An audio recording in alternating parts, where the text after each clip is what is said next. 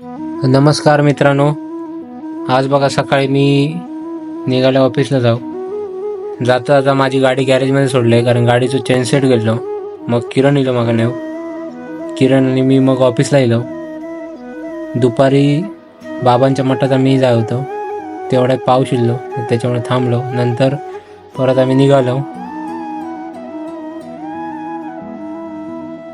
मठात आम्ही पोचलो.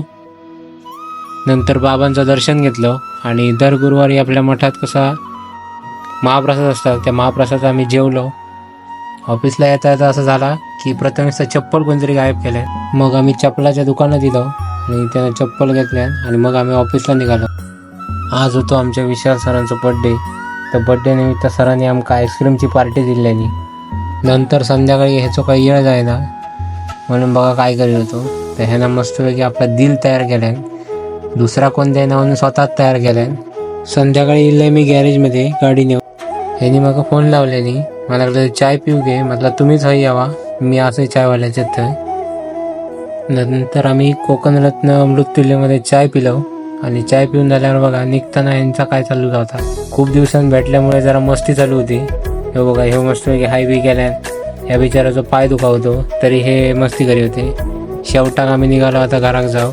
चला तर भेटू आपण नेक्स्ट व्हिडिओमध्ये. तोपर्यंत तुम्ही लाईक शेअर कमेंट करा.